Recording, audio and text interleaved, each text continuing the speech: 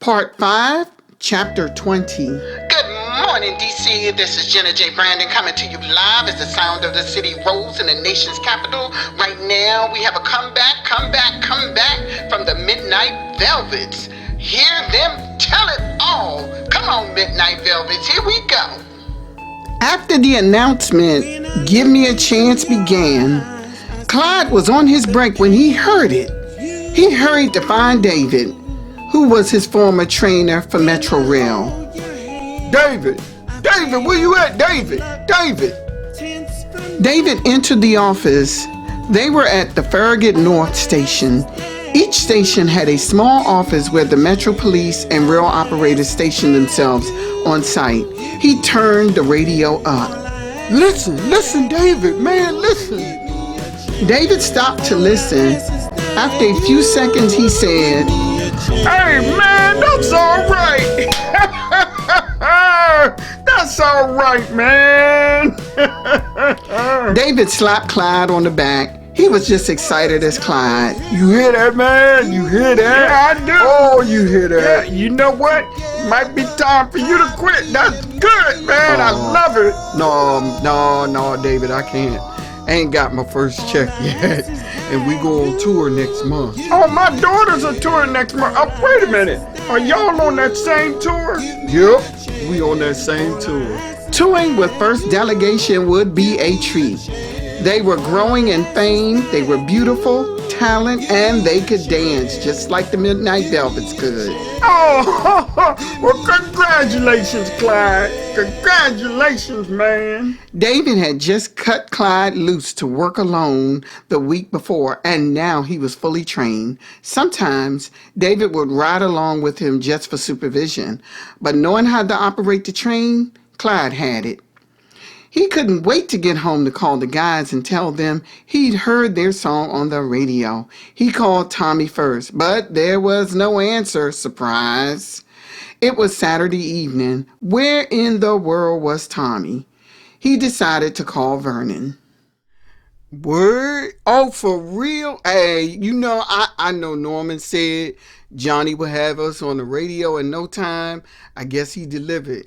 He's supposed to get us national, though. Soon we'll be hearing the song up here. You know what I'm saying, Clyde? Vernon was just as overjoyed. Yeah, and the album is almost done. I got a good feeling about this, Vern. I got a real good feeling about this. Me too, man. This is going to be different. This is going to be way different. I just keep waiting for that other shoe to drop, though, you know. Clyde, my mother used to always say, don't minimize your blessings, accept them. I know this all seems like it's too good to be true, but Norman said he doesn't use artists to get rich. And he just so happens to be one in a million. And a millionaire. I wonder how he became a millionaire, though. One of the texts said he owns a lot of land down south, and he sold some of it to open a record company. But I don't even know if that's true. Oh, by the way, speaking of people at Preston Records, did you hear about Cartier? No, what about her? So, the tech named Bubbles told me she's running around with Johnny. Now, that's the hush whisper around the company, but I don't know if it's true. No, that dude is old. He's in his late 30s or something, ain't he? Clyde had just turned 26, Vernon had turned 29 recently, Herbert was 26, and Tommy was 24. It was now October 1979. And I heard she's only 17 years old. No, I think she just turned 18 recently because they just had like a birthday party for her for her 18th birthday. Well, he's still twice her age. I wonder if Norman knows. That's his niece, man. I mean, come on. Clyde, all I know is this. All record labels have their scandals. Our mission is not to get caught up in their mess. These people were here way before we arrived. We'll make our dough and keep our lips sealed and our heads bowed. No, now I hadn't planned on saying anything to Norman. I'm going to pretend like I don't even know about it. Yeah, if it's true. Right. Well, I'm going to call Tommy. He didn't answer the last time I called to tell him about the radio play. Yeah, and I'm going to go ahead and call her since it's not long distance for me. All right, see you next week at the studio. Chapter 21. Over the next few weeks, the guys toured with First Delegation. They opened the show with Give Me a Chance before Yolanda and her group hit the stage. When I look into your eyes, I see the pain you've been through. When I hold your hand, I feel reluctance from you. All I ask is that you give me a chance. All I ask is Every show, every arena, the crowd went crazy. They did not know they would get this much love in New York, but here they were at Madison Square Garden performing in front of the largest audience they'd ever performed for. The next thing they knew, they were traveling from city to city performing, and by February 1980, they won their first Grammy with Preston Records. And the winner is Midnight Velvet, Give Me a Chance! Give me a chance to love you, to kiss you, to hold you. The guys headed to the stage, got their Grammy. Tommy spoke for the group first. I am grateful that our fans have accepted us back into the world of entertainment. I'm grateful to my mother, and most of all, to God.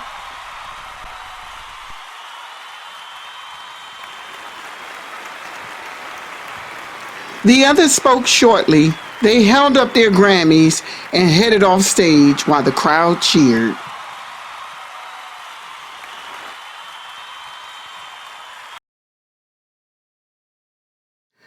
Chapter 22. Hey, Cardi Ann, how you doing? Clyde said as he passed her in the hallway. Hello, Clyde. How is it going? I'm good. He noticed she looked like she put on a little weight. It was now April 1980. He had gone up to the studio after work to work on music, although the other guys were not there. He had developed a good relationship with the technicians and was testing out different sounds. Dion Davis, Yolanda's fiance, whom she was marrying that same month, was an awesome composer. He would compose sounds, load them into the board, and would create loops. So, are you going to record today? I see that you... Before she can finish, came the booming sound of Johnny's voice. He called her Red because she had red hair. She and Tessa's hair was the same color, and people often thought they were twins. Oh, okay, Clyde. I'll talk to you later. I gotta go, she said before hurrying down the hall where the man stood. They disappeared around the corner. Clyde wondered what that was all about. It was now public knowledge that she and Johnny were married. They'd gone away one weekend and came back as Mr. and Mrs. Hutchinson. He shook off the scene earlier and headed into the studio to meet the technician, but he should have known he would not get away with that, because when he was about to leave, he ended up having an encounter with Johnny. The man stepped off the elevator as Clyde was about to step on to ride down to the lobby. Clyde, do you mind if I have a word with you? Sure. Clyde stepped aside so as not to block anyone trying to get on the elevator. Now, he was not afraid of Johnny. Although Johnny was 6'4", he was lean. Clyde was a couple of inches shorter, but he had more muscle and youth was on his side. I know you're an artist here, but I'd appreciate it if you stay away from my wife. You're just a tad bit insecure, aren't you? Johnny was a little taken aback by the younger man's response and his courage. Excuse me, boy?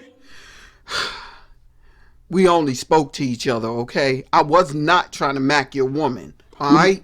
Remember your place. Just remember your place. Johnny's statement sounded like a threat. Are you threatening me? Is this what's up here? Clyde narrowed his eyes at the man. I own a portion of this business. You might think you're in good with Norman, but I can change it just like that. You hear me? Clyde almost laughed. He did not believe Johnny had that much influence over Norman. He had been observing the entire scene, and ever since Johnny and Cartier got married, he had not seen Norman hanging out with Johnny that much. Before that, wherever you saw Norman, you saw Johnny. Okay, but just a little advice from a younger man. Controlling your woman does not make you a real man. Ordering her around does not make you a real man. With that, Clyde turned, pressed the elevator button, and stepped on and left. But he could hear Johnny behind him saying, Don't push it, boy. Don't push it. Clyde was not worried. They were done with their album, had done one tour, and the paycheck they received from that tour back in November was hefty. He hadn't quit his job yet, but he remembered the words of Yolanda's father, if things go well, you're going to have to make a decision. Chapter 23, November 1980. Patrice entered Studio 3, where Dion was working on some sounds. She held a 45 record in her hand. What's up, Trees? What's that? Dion asked. It's a song Midnight Velvet did back when they were with Fidel Records. It's called Songwriter. You heard that before? Oh, yeah. I remember that song. That was a hit, man. Yes, but it's only a single. They never created an album with that label, just 3 singles. So, what do you want me to do? She placed the record onto the turntable nearby and played the music at the beginning on the B-side.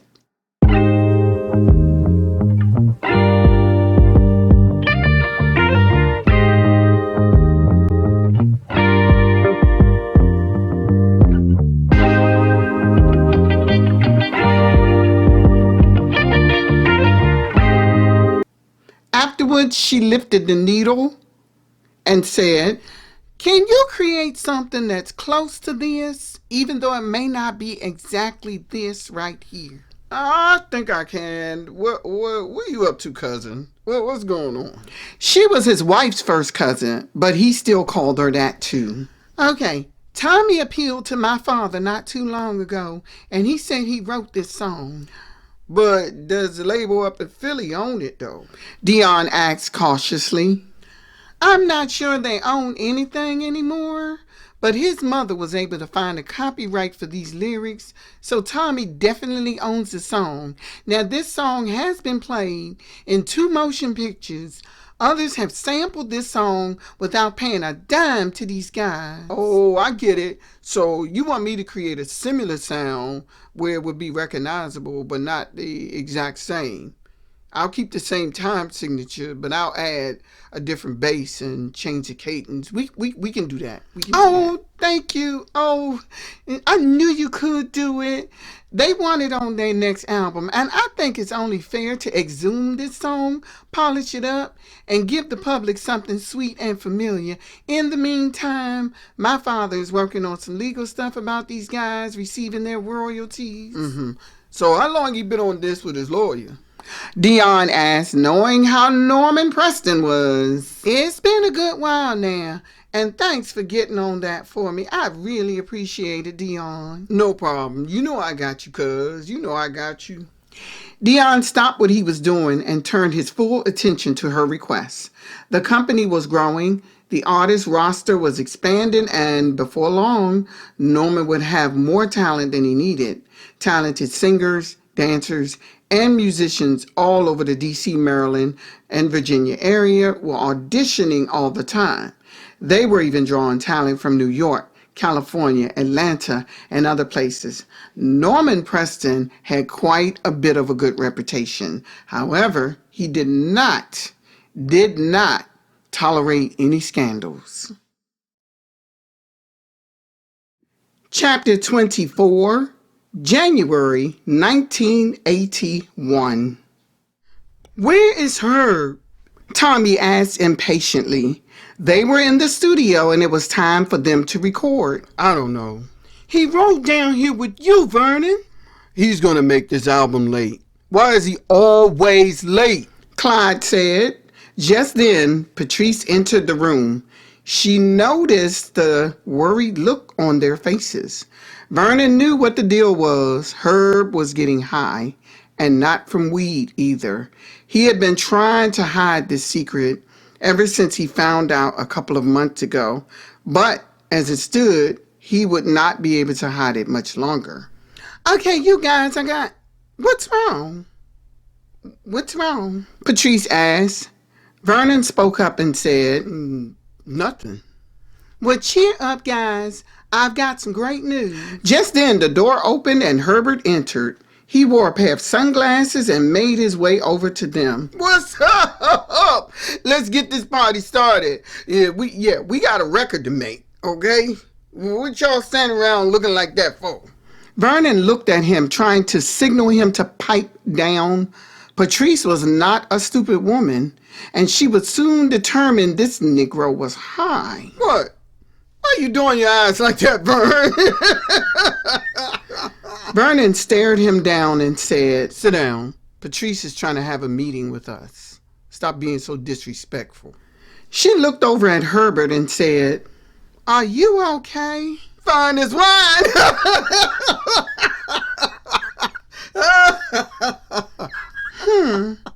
Maybe you need a sedative. But listen up, guys. My father's attorney was able to appeal to the motion pictures who had used your song and got you guys royalties that you do deserve. Oh, man. Yeah. Now listen, guys. Listen up. Now, the Liddy crew who covered your record back in 1975 haven't settled yet, but they will. She passed out 4 envelopes. The guys hurried to rip them open. Each one examined the numbers on the check. They all shouted with excitement. Yeah! Whoa! What in What's the up, world? fellas? What's going on? About time we get paid for this after 6 years. Vernon said they each received $2,500 in royalties. Now, every time that movie plays on TV and HBO, you guys will get paid. Patrice, how did you pull this off? Well, Vernon, they wanted to settle, but we said no. Daddy's lawyer wanted retroactive payments and any payments going forward. You settle, sometimes you lose. So these are retroactive payments? Yes, they are, Tommy. But wait a minute. Shouldn't Tommy get more? He wrote the song. Tommy, you want to tell the guys what went on? Well, I wanted us to get paid equally. Y'all sang on that record with me, man. Yeah, that's generous of you, Tommy, but this ain't fair. This ain't fair. Vernon said. Herbert spoke up and kissed his friend on the cheek. Listen, you offer me food, I won't refuse. Thanks, Tommy. Mwah! Tommy wiped their kiss off his cheek and said, Man, what is your problem? Anyway, I'll let you guys get into the studio, Patrice said before taking her leave. Once she was gone, the guys turned their attention to Herbert. You need to get it together, Herbert. You cannot be missing rehearsals and recording sessions. That's right. Y'all need to get off my back. I like having fun in D.C. Well, have fun after our recording session, will you? They headed into the studio and recorded I Wanna Know Your Name. The first verse was led by Herbert. Despite the fact that he was high, the results of their recording was impeccable. The master composer, Dion Davis, who was married to Yolanda, put that instrumental together so well that even someone as high as Herbert could still vibe to it.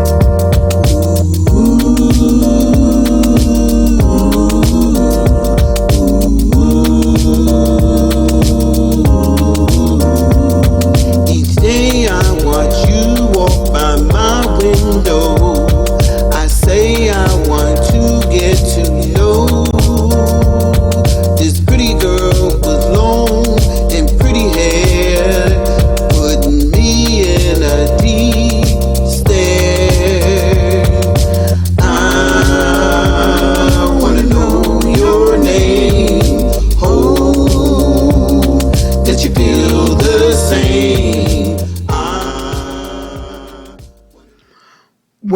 done, Patrice summoned Herbert into her office.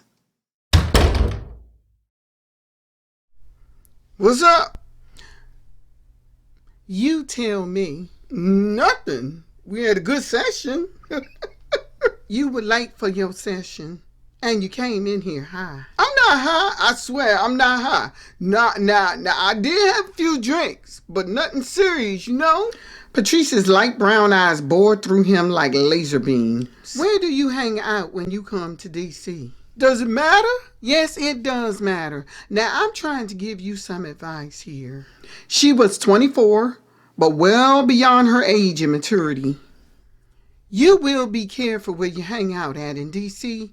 I know you're from Philly and that's the hood, but this here down here, this ain't your hood.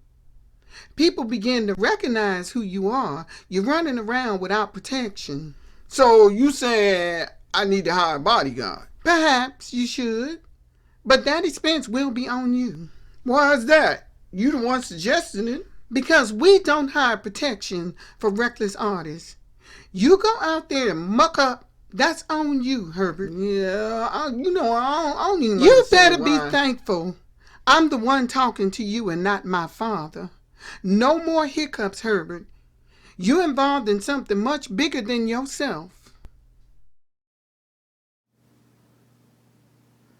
Silence hung over the room before she finally spoke. You are dismissed. By September 1981, Midnight Velvet hit their second tour, leading off the show with I Wanna Know Your Name, Songwriter, and Give Me a Chance. The crowd went crazy. The guys were on their way, and in February 1982, they won their first Grammy for I Wanna Know Your Name. And the winner is Midnight Velvet, I Wanna Know Your Name. They were seeing the fruits of their work pay off, and before long, Vernon had bought a home in Maryland and moved his family there. Herbert decided to rent an apartment in Northwest DC. Tommy did not move to the DC area. He remained in Virginia Beach, but he was reliable, always made it to his rehearsals and recording sessions. Clyde did not quit his job, but he took leave to focus on his career. David told him that if he ever wanted to return, his job would still be there. When I look into your eyes, I see the pain